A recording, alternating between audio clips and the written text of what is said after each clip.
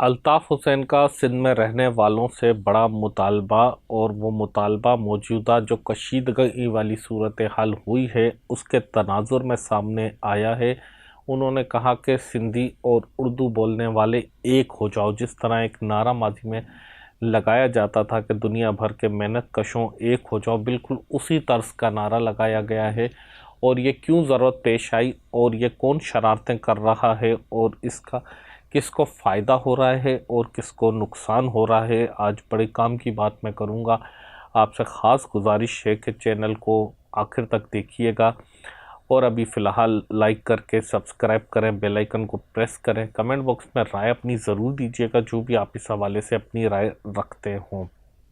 जुल्फ़िकार अली बब्बर की जानिब से अस्सलाम वालेकुम तमाम फैमिली मेम्बरान को। वैसे तो बहुत सारा सिंध हुकूमत पर लोगों का गुस्सा शुरू हुई से रहा है और जायज़ रहा है, ऐसा नहीं है कि नाजायज़ रहा है। उनकी बहुत सारी इंतज़ामी गफलतें, करप्शन, बहुत सारी चीज़ें ये सामने आती रही हैं। लेकिन जब सानिया गुल प्लाज़ा हुआ, जब ज़िंदा लोग जल गए, जब पूरा के पूरा प्लाज़ा, पूरी की पूरी इमारत मट्टी का ढेर बन गई यूँ समझ लें, और 3 दिन तक आग जलती रही और हज़ारों नहीं, लाखों नहीं, करोड़ों नहीं, अरबों रुपए का सामान जलकर खाक हो गया। तो उसके बाद से एक नया लोगों का गुस्सा, ख़ास तौर पर कराची में रहने वालों का गुस्सा बहुत ज़्यादा उमट आया। लेकिन उस गुस्से का तो ज़ाहिर सी बात है जस्टिफाई नहीं किया जा सकता। वो गुस्सा तो जायज़ था और वो गुस्सा बिल्कुल दुरुस्त था, क्योंकि हुकूमत की नाअहली थी, इसमें कोई दो राय नहीं है। हुकूमत की करप्शन, हुकूमत की नाअहली अपनी जगह, लेकिन उसके बाद जो एक साजिश के तहत प्री प्लान जो उसको लसानियत की तरफ रंग दिया जा रहा है, वो बहुत ही ख़तरनाक और डेंजर सूरत हाल है। एक जब सिंधी और महाजर की बात की जा रही है तो फिर वो बहुत ख़तरनाक सूरत हाल है। क्योंकि किसी भी, मैं आपको बताऊं, समझने की कोशिश कीजिएगा मेरी बात को, कि आप जब किसी कौम के बारे में बात करते हैं तो वो उस कौम के उन लोगों को भी तकलीफ़ देती है कि जिनका हुकूमत से या पीपल्स पार्टी से ताल्लुक़ नहीं होता, या फिर जो लोग मुस्बत सोच रखते हैं। देखिए, सारी कौम कोई बुरी नहीं होती, सारी कौम कोई अच्छी नहीं होती। वो उर्दू बोलने वाले हों, इनमें भी बुरे लोग हैं, अच्छे लोग हैं। आपने देखा कि उर्दू बोलने वालों में अल्ताफ़ हुसैन साहब का एक अपना किरदार है, मुस्तफ़ा कमाल का अपना किरदार है। अब देखें कितना फ़र्क है, दोनों उर्दू बोलने वाले हैं। आफ़ाक़ अहमद साहब का अपना किरदार है, इसी तरह फ़ारूक सत्तार का अपना किरदार है। तो कितना फ़र्क है। इसी तरह सिंधी बोलने वालों में भी बहुत ज़्यादा फ़र्क होता है। एक साईं GM सैयद का अपना किरदार है, बिलावल भुट्टो का अपना किरदार है, कायदे आज़म का अपना किरदार था, तो आसिफ अली ज़रदारी का अपना किरदार होगा, तो किसी और का अपना किरदार होगा, किसी का अच्छा होगा, किसी का बुरा होगा, वो आप डिटेल में बताएं।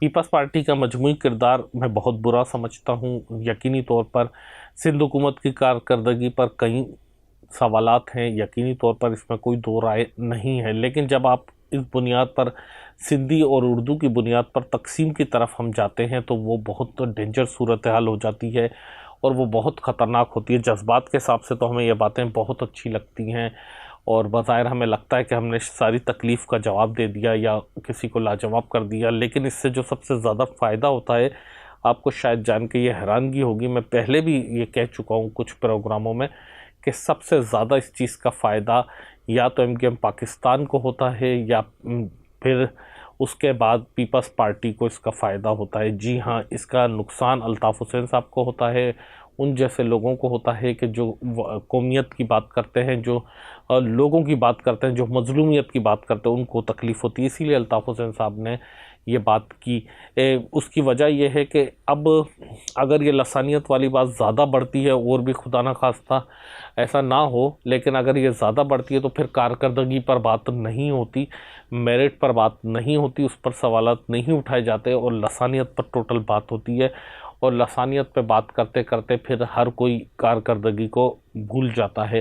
होना तो ये चाहिए था कि पीपल्स पार्टी से पूछा जाता कि आपके मेयर क्या कर रहे थे, आपकी जो लोकल बॉडी है कि मिनिस्ट्री है वो क्या कर रही थी, आपके चीफ मिनिस्टर क्या कर रहे थे, आपके जो सिंध असेंबली में MPs हैं वो क्या कर रहे थे। होना तो ये चाहिए था कि MKM से पूछा जाता कि आपके जो इतने दर्जनों MNA हैं, दर्जनों MPs हैं, उन्होंने क्या किरदार अदा किया। जो मुस्तफ़ा कमाल साहब खुद सिटी नाजिम रहे थे, उस टाइम पर उन्होंने इस किस्म की इमारतों के लिए क्या इक़दाम किए। होना तो ये चाहिए था कि उनसे पूछा जाता कि अब आप क्या कर रहे हैं या क्या करवा सकते हैं, लेकिन ऐसी कोई बात नहीं हुई। आप वफाकी हुकूमत से क्या ले सकते हैं, सिंध हुकूमत से क्या ले सकते हैं, ऐसी कोई बात नहीं हुई, क्योंकि कारकर्दगी पर बात आनी थी। तो बेहतर सबसे आसान तरीका होता है लोगों के जज्बात को भड़काएं, लोगों को गुस्सा दिलाएं, चिढ़ दिलाएं और लोगों को आपस में लड़ा दें। इससे आम लोगों का नुकसान होता है जो पहले ही मुख्तलिफ मसाइल का शिकार हैं। आपको पता है कि कराची अब वो 80 की दहाई वाला कराची नहीं रहा। अब कराची में बहुत सारे बाहर से लोग आए हैं, मुख्तलिफ शहरों से लोग आए हैं, मुख्तलिफ सूबों से लोग आए हैं, लोगों की आपस में रिश्तेदारियां हुई हुई हैं और उसके साथ साथ लोगों के कारोबार एक साथ हैं, जॉब्स एक साथ हैं। तो ये सारी चीज़ें वहाँ पर भी असरअंदाज होती हैं। किसी का बॉस सिंधी है, किसी का बॉस महाजिर है, किसी का बॉस कौन है, किसी के पास कोई पियोन, कोई चपड़ासी, कोई ड्राइवर, कोई गार्ड, कोई क्लर्क, कोई कंप्यूटर ऑपरेटर, कोई एडमिन ऑफिसर काम कर रहा होता है जो उसके सबऑर्डिनेट होता है। कहीं ना कहीं वो किसी और कौम का होता है, तो ये उन पर भी उनके रवैये असरअंदाज होते हैं। रिश्ते हुए हुए हैं, किसी की बच्ची सिंधी स्पीकिंग लोगों में गई हुई है, किसी की बच्ची उर्दू स्पीकिंग लोगों में गई हुई है, किसी से मोहब्बत है, किसी का कॉलेज में, यूनिवर्सिटी में किसी से लव है। मैं अफेयर की बात नहीं कर रहा, लव है, रियल मोहब्बत है, वो इफ़ेक्ट कर रही हैं एक दूसरे को। किसी की दोस्तियां हैं, साथ पढ़े हुए हैं, साथ रहते हैं, साथ उठे बैठे हैं, मोहल्लेदारी है, करीब करीब रहते हैं, एक ही अपार्टमेंट्स में रहते हैं, एक ही सोसाइटी में रहते हैं, एक ही जगह पे जॉब्स करते हैं। ये सब चीज़ें उनमें कशीदगियाँ पैदा हो रही हैं और वो कशीदगियाँ कोई ये दिनों में ख़त्म नहीं होती, वो सालों तक बरकरार रहती हैं। वो बेवजह के मुबाहिसों में शरीक हो रहे हैं, जज्बाती हो रहे हैं, लड़ाई झगड़े हो रहे हैं, दस्तों गिरेबान हो रहे हैं। मेरे पास ऐसी इत्तलात आ रही हैं कि जो पुराने पुराने दोस्त हैं वो उर्दू बोलने वाले और सिंधी बोलने वाले, बजाय इसके कि कारकर्दगी का हुकूमत से सवाल करते, वो कौमियतों पर आकर अटक चुके हैं। कौमियतों पर आकर कि पाकिस्तान जब बना था तो सिंध की क्या सूरत हाल थी, पाकिस्तान बनने से पहले सिंध का क्या स्टेटस था, पाकिस्तान जब बना तो हिजरत करने वालों का क्या स्टेटस था, पाकिस्तान बनने से पहले जो हिजरत करने वाले हिंदुस्तान में रहते थे उनका स्टेटस क्या था। वो माजी है, वो आप इल्मी हिसाब से, अदबी हिसाब से ज़रूर डिस्कस करें, तारीख़ का हिस्सा है। उसके बाद क्या हुआ था फ़लाने वक्त में, लेकिन इस वक्त कम अज़ कम सानिया गुल प्लाजा पर मेरी आपसे दर्दमंदाना रिक्वेस्ट है कि इस वक्त आपने सिंध हुकूमत से, KMC से, मेयर कराची से, वज़ीर आला सिंध से ये पूछना है कि आप बताएं कि आपकी कारकर्दगी क्या रही, यहाँ के वसाइल आप कहाँ पर इस्तेमाल कर रहे हैं, जो पैसे हैं वो कहाँ पर इस्तेमाल होते हैं, आपने इसके लिए क्या कानून साजी की, अगर कानून साजी की तो उस पर क्या इम्प्लीमेंट हुआ, इसमें किसका कसूर था। ऐसी इंक्वायरी जो सब उसको माने, आपने वो क्यों नहीं करवाई। जुडिशल इंक्वायरी में इतना ज़्यादा टाइम क्यों लगाया। उसके बाद कई सवालात होते हैं कि ऐसा क्यों हुआ, किसके कहने पर हुआ, इसका अल्टरनेटिव क्या है, आइंदा ऐसा वाक़या दोबारा ना हो उसके लिए आप क्या इंतज़ाम कर रहे हैं। यही सवाल MQM पाकिस्तान से भी होना चाहिए, यही सवाल पाकिस्तान पीपल्स पार्टी से भी होना चाहिए। उस पर बात रहे। हाँ, उसके अलावा भी आप इश्यूज़ पर, मेरा अपना मशवरा यह है कि इश्यूज़ पर बात करें कि घर के सामने से कचरा क्यों नहीं उठाया जाता जब आप टैक्स लेते हैं, तो रोड हमारे घर का क्यों नहीं बना हुआ होता जब हम टैक्स देते हैं। ये बात आप KMC से पूछें, DMC से पूछें, सिंध हुकूमत से पूछें, पीपल्स पार्टी से पूछें।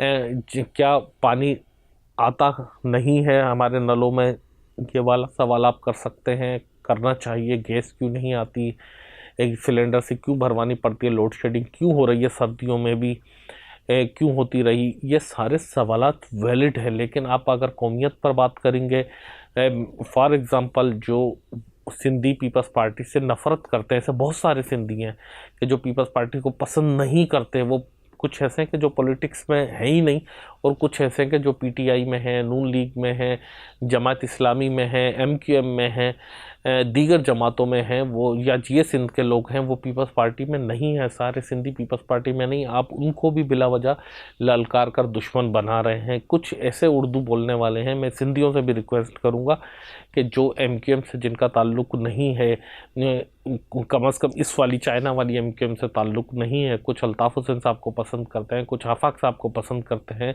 कुछ इसको जमात इस्लामी को पसंद करते हैं, कुछ पीपल्स पार्टी में भी उर्दू बोलने वाले हैं, कुछ पीटीआई में, कुछ इसी तरह नून लीग में, ये मतलब तो आप बहुत से ऐसे लोग हैं जो, तो आप उनको भी बिला वजह जो है छेड़ रहे हैं, उनको भी तंग कर रहे हैं, ये शरारत कर रहे हैं। याद रखिएगा कि क़यामत के दिन भी और आपके ज़मीर पर आज भी बोझ होगा कि अगर आपके किसी एक जुमले की वजह से, किसी एक हरकत की वजह से किसी एक शख्स को एक थप्पड़ भी पड़ी, एक गाली भी पड़ी, 1 मिनट की भी अजियत झेलनी पड़ी, किसी की गाड़ी का शीशा टूटा, किसी को पत्थर पड़ा, कोई खौफज़दा हुआ 1 सेकंड के लिए भी, तो उसका भी आपको जवाब देना पड़ेगा, उसका भी आप जवाबदेह हैं।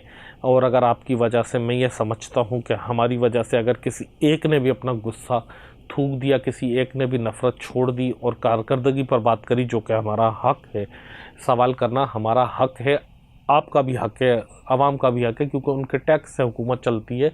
कोई भी हुकूमत, चाहे वो डीएमसी हो, केएमसी हो, सिंध गवर्नमेंट हो, वफाकी गवर्नमेंट हो, वो कोई आवाम से सुपीरियर नहीं है, आवाम की खादिम है, आवाम के पैसे से हुकूमत चलती है। हमारा हक़ बनता है कि हम उनसे सवाल करें और उन पर ये फ़र्ज़ है कि वो उसका शफ़ाफ़ तरीके से जवाब दें। तो आज मेरी गुजारिश इसी पर थी, ख़ास तौर पर मैंने कहा कि आप लोगों से ये बात डिस्कस करूं, क्योंकि इस वक्त लोग नफ़रतें बांट रहे हैं, लोग तकलीफ़ें बांट रहे हैं, लोग गुस्सा बांट रहे हैं असल इशू को छोड़कर, कि क्या जो लोग जल गए वो क्यों जले, उनके आज प्यारे किस हाल में हैं, इस पर कोई ध्यान नहीं दे रहा। ये ऐसा वाक़या क्यों पेश आया? क्या बाकी जो प्लाज़ा हैं वो सेफ़ हैं? क्या बाकी बिल्डिंगें सेफ़ हैं? क्या बाकी ये कराची शहर सेफ़ है? इस पर आज कोई गुफ्तगू नहीं कर रहा। गुफ्तगू उस पर होनी चाहिए, ना कि किसी इस चीज़ पर होनी चाहिए कि ये दुबई है, ये कराची है, ये सिंध है। इस पर गुफ्तगू नहीं होनी चाहिए। आप लोग मेरी बातों से कितना इत्तेफाक करते हैं, किस बात से इत्तेफाक, किस बात से इख्तलाफ करते हैं, खुलकर अपनी राय ज़रूर कमेंट बॉक्स में दीजिएगा। और उन दोस्तों से मैं गुजारिश कर दूं जिन्होंने अभी भी हमारे चैनल को सब्सक्राइब नहीं किया है, काइंडली सब्सक्राइब करके घंटी का बटन भी दबाएं और अपनी फैमिली और फ्रेंड्स से ज़रूर शेयर भी कीजिएगा। फ़िलहाल मैं आपसे इजाज़त चाहूँगा। अल्लाह हाफ़िज़।